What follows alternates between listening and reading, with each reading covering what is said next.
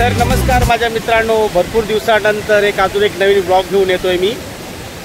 आणि आज ब्लॉगची इच्छा तर नव्हती करण्याची, पण काय करू, आज एका दिवसामध्ये मी 3 तालुके फिरणार आहे। मग 3 तालुके फिरण्यासाठी सहज तर फिरणार नाही, तुम्हाला तर माहिती आहे। त्यासाठी मग मी विचार केला का चला काहीतरी जर्नी एकदम चांगली करू। तर माझ्यासोबत आहे माझा भाचा आणि कान साफ करणे मला पण आलेला आहे। नको रे बाबा, आता मी याचे कान साफ करणार आहे। हा माझा भाचा आहे बबलू आणि या भाच्याचा मित्र आहे। नाव सांग, एक आहे निर्भय। पण याला बघून आम्हाला भीती वाटते, कारण का हा एवढा समुद्रात बोलला, आम्हाला का पावाला जायचं याला। आम्ही याला बोललो का तू एकटा पावाला गेला तर आम्हाला दोघांना घरी जायला लागेल, म्हणून त्याला मी सांगितलं नको जाऊ, आपण आलो तिघच जाऊया।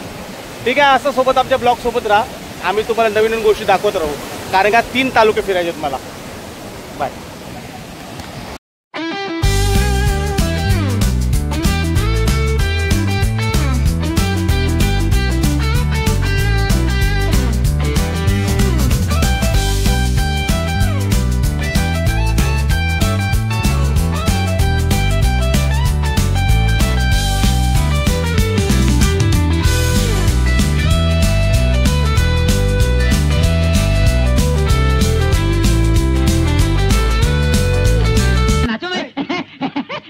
भाचा आहे बबलू आणि या भाच्याचा मित्र आहे। नाव सांग, एक आहे निर्भय। पण याला बघून आम्हाला भीती वाटते, कारण का हा एवढा समुद्रात बोलला, आम्हाला का पावाला जायचं याला। आम्ही याला बोललो का तू एकटा पावाला गेला तर आम्हाला दोघांना घरी जायला लागेल, म्हणून त्याला मी सांगितलं नको जाऊ, आपण आलो तिघच जाऊया। ठीक आहे, असं सोबत आमच्या ब्लॉग सोबत राहा, आम्ही तुम्हाला नवीन नवीन गोष्टी दाखवत राहू, कारण का 3 तालुके फिरायचे आहेत।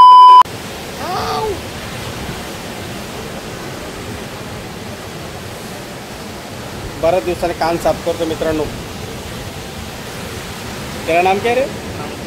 अंकुश दादा आणि माझे कान साफ केलेत, आता करतोय। 50 रुपये बोललाय, पण हे आमच्या पनवेलला कसं माहिती आहे का, असं कान साफ करायचं पहिले 20 रुपये सांगतात, आणि नंतर ना आपका इतना बडा मेल आहे, अंदर पत्थर आहे, दगड आहे, असे सांगून हे तो ड्रॉप टाकून 250-300 रुपये होतात ना रे। पण हा घेणार नाही, हा चांगला पोरगा आहे। अलिबागला कधी आला त्याच्याकडे नक्की कान साफ करून घ्या, आणि माझं नाव सांगितलं ना तर बाई डिस्काउंट देशील ना? देशील ना डिस्काउंट अंकुश?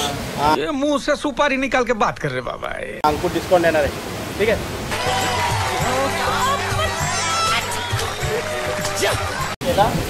कधी अलिबागला आलात ना का माझं नाव सांगणार, हा डिस्काउंट देईल तुम्हाला, आणि मस्त कान साफ करतो आणि प्रामाणिक काम करतो बोलला। थँक्यू। ये बड़ी अच्छी बात कही आप। अलिबागमध्ये माझं लहानपण गेलं, त्यामुळं अलिबागशी मला जास्त प्रेम आहे। अलिबागमध्ये लहानपणी असताना म्हणजे माझे 2-3 वर्ष इकडंच होतो अलिबागमध्ये। माझ्या वडिलांचं शेवट हे अलिबागमध्ये झालं, म्हणजे आजारी इकडे पडले, आणि त्याच्यानंतर मग अलिबागवरनं आम्ही पनवेलला शिफ्ट झालो। पण खूप छान आहे अलिबाग, जसं आहे तसंच आहे। अलिबागला आल्या का जुने दिवस आठवतात।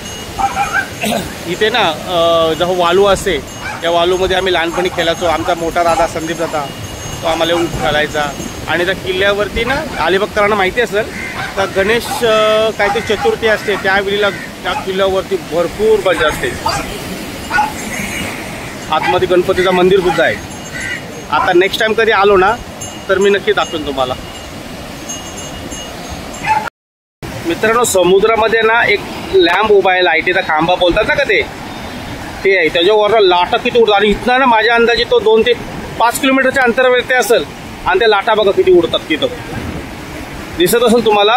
थोडा मी अजून हे केला आहे, पण गरिबांचा मोबाईल आहे, समजून घ्या। माझा आणि अलिबागचा नाता खूप जुना आहे, कारण का पूर्ण लहानपण माझं आहे ना, पूर्ण म्हणजे जे मेन पार्ट असतात वयाचे 6, 7, 8 वर्ष तरी मी वाटतं अलिबागमध्ये होतो, कारण का माझ्या वडिलांचा इथे इलाज चालू होता सिव्हिल हॉस्पिटलला, आणि त्यामुळं मी इकडंच थांबलो आहे बरंच टाईम। आणि त्यावेळेला अलिबाग मी पूर्ण चालत फिरायचो, गाडी बिडी नव्हती आमच्याकडे, नाही सायकल नव्हती। माझा दादा संदीप दादा आणि मी आम्ही चालत फिरायचो, आणि आज अलिबाग फिरतो ना तर त्या जुन्या गोष्टी आठवतात, आणि अलिबागची माणसं एवढी छान आहेत, बापरे खरंच भारी दिसतं। अलिबागला आलो ना असं वाटतं का म्हणजे माझ्या घरी आलो आहे असं वाटतं मला, आणि हा खवळलेला समुद्र। आज वातावरण चांगलं असल्यामुळं मला चांगले व्हिडिओ करायला भेटले.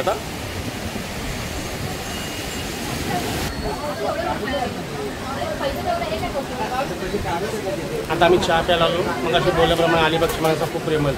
मला तिथं चढता येत नव्हता.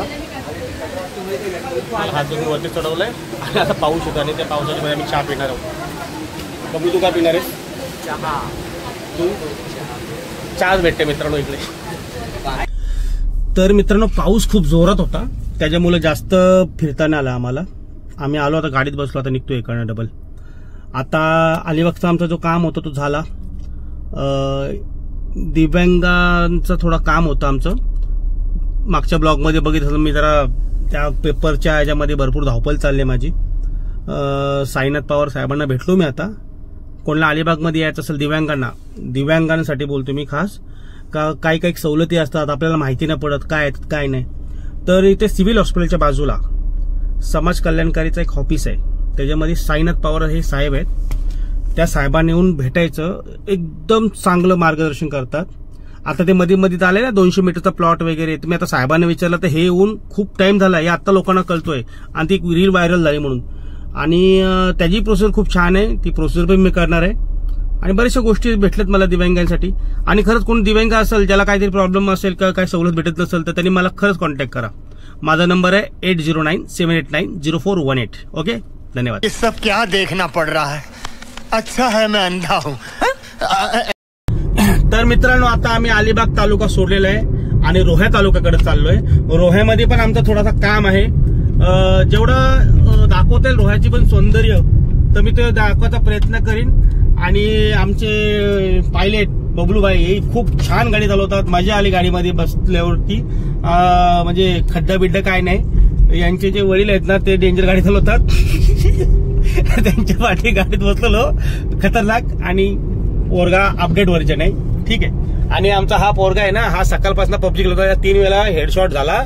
आता गप बसलाय तो पण. त्याची बॅटरी आणि ते पबजीवाले सांगितलं काही जास्त खेळायचं टायमिंग ओव्हर झालं ना रे. चार्जिंग संपली मित्रांनो, लय मोठा प्रॉब्लेम आहे.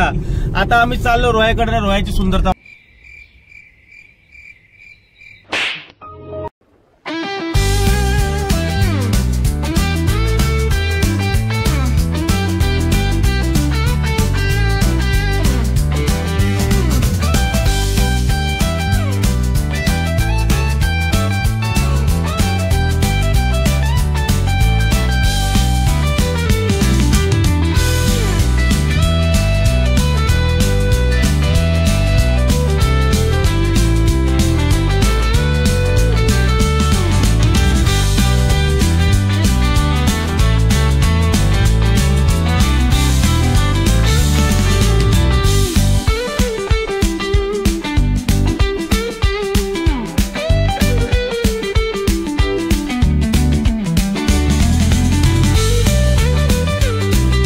मित्रांनो, आता आम्ही रोह्यामध्ये आलेलो आहोत. आणि रोह्याच्या इथं घाट लागतो थोडासा अलिबागवर नाही येताना. त्या घाटाच्या इथून आल्याच्या नंतर वरती आलो घाटात. नाही एवढा चांगला दृश्य भेटला मला, तर मला राहूशी नाही गेलं. आणि मग मी बबलूला बोलो गाडी जरा साईडला लाव, थोडा फ्रेश पण हो आणि इकडे जरा दृश्य थोडं घेऊया. आणि पावसामध्ये खरंच कुठेही जा महाराष्ट्रामध्ये, स्पेशली कोकणात, तर पावसाचा तो वातावरणामध्ये एवढा सुंदर दिसतो ना का हिशोबाच्या बाहेर, शब्दात न सांगू.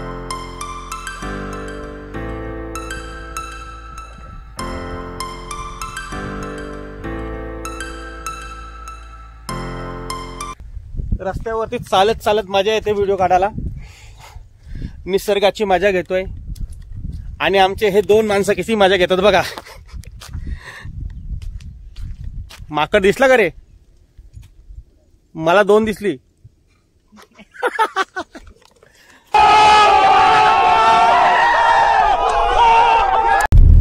एक मित्रांनो तुम्हाला सांगू इच्छितो का मी अलिबागवरनं रोह्याला आता आम्ही निघायला पोहोचलो. 20 किलोमीटर ते रोहा शहर आहे.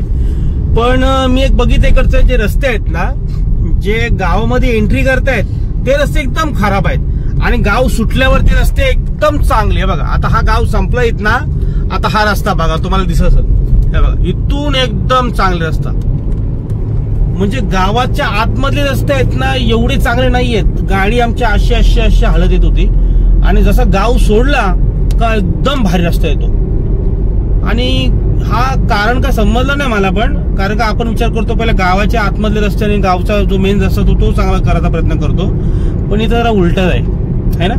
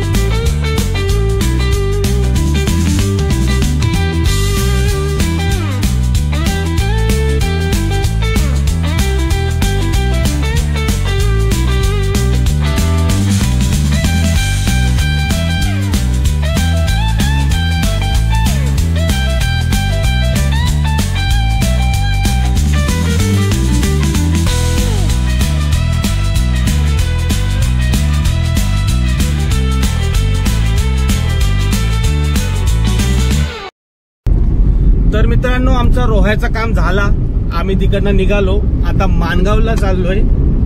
माणगावला एक थोडासा काम आहे आणि दाखवतो तुम्हाला माणगावची सुंदरता काय दाखवता येईल तेवढी. ठीक आहे. तसेच राणी जेवणाला थांबतो मी, जेवण्यासाठी एकदम चांगली उत्तम जागा शोधणार आहे, तिथं पण तुम्हाला दाखवतो. ठीक आहे. Pulling up black windows once you go down. You must be crazy if you think that I'ma slow down. Don't wanna hear it talking shit from the drama. Coming up with तर आम्ही आता माणगावमध्ये आलो आहे, जेवायला आलो. जेवणाला एक rice veg जेवण दाखवतो. असे सोबत राहा. माणगावला पोहोचलोय. 3 तालुके झाले. थोडं अजून थोडं काम आहे, झालं काम करून पडलेलं. आता लई जोराची भूक लागली. समज रहे हो. एक वेज राईस प्लेट सांगितलेली आहे, रोटी आणि पनीर मसाला. आत्ता जेवून बाहेर निघालो. जेवताना व्हिडिओ काढू शकलो नाही, कारण का हॉटेलचे मालकांचं म्हणणं होता का जेवताना मोबाईल साईडला ठेवा कृपया. तर आमच्या जेवणाची टेस्ट समजा खरंच खूप छान टेस्ट होती. व्हेज थाली घेतली होती, पनीर घेतला होता, रोट्या खाल्ल्या, खूप छान. आणि कधी आलं ते हॉटेल नक्की विजिट द्या माणगावमध्ये. 2 hours later. तर माणगावमध्ये आता थोडंसं आमचं काम आहे या ऑफिसला. आता इथलं काम करू आणि निघू आम्ही थोड्या वेळामध्ये. मग इकडच्या एक तहसील ऑफिसला थोडंसं काम असणार आणि मग निघू आम्ही इकडनं. आता माणगावच्या आतमध्ये म्हणजे शहरामध्ये तुम्हाला असं दाखवण्यासारखं काय नाहीये. जर माणगावच्या मी ग्रामीण भागामध्ये जर गेलोच तर नक्कीच तुम्हाला दाखवेन. ठीक आहे. आणि जेवण एक नंबर होता खरंच. ठीक है, तो सुधर जाओ, सुन लो मेरी बात. ठीक है, थोड़े मैनर्स सीख लो, एथिकेट सीख लो, तमीज सीख लो और अपना काम धंधा ढूंढो कोई. ठीक है. ये क्या है. तर मित्रांनो, आमचा माणगावचं पण काम झालेलं आहे. जरा घाई गडबडीत होतो. माणगाव लवकर सोडायचा होता, कारण का पुढे पनवेलला जायचं 2.5 तास आहेत. 100 किलोमीटर रनिंग आहे, त्याच्यामुळे लवकर निघतोय. आणि आता रस्त्यामध्ये काय जर प्रसंग बघण्यासारखा आढळला तर तुम्हाला नक्की दाखवायचा प्रयत्न करेन. तर आतापर्यंत हे सोबत राहिलेत, आता याच्या पुढेही सोबत राहा.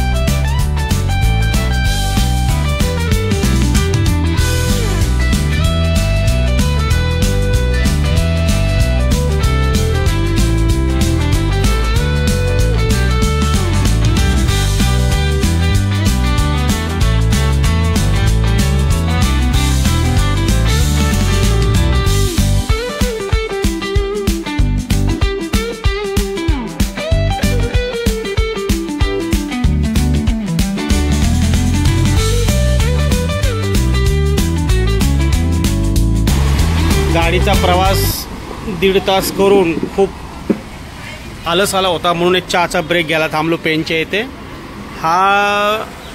ही टपरी आहे ना, नेहमी मी इकडे येतो चहा प्यायला. इथं चहा खूप छान भेटते.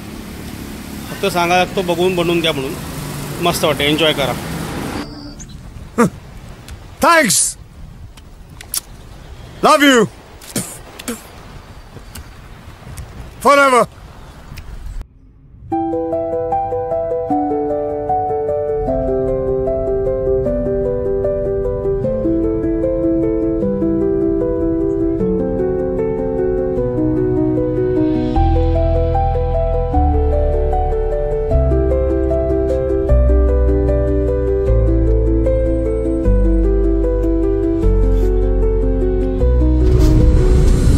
तर माझ्या मित्रांनो, आता मी पनवेलला पोहोचलोय.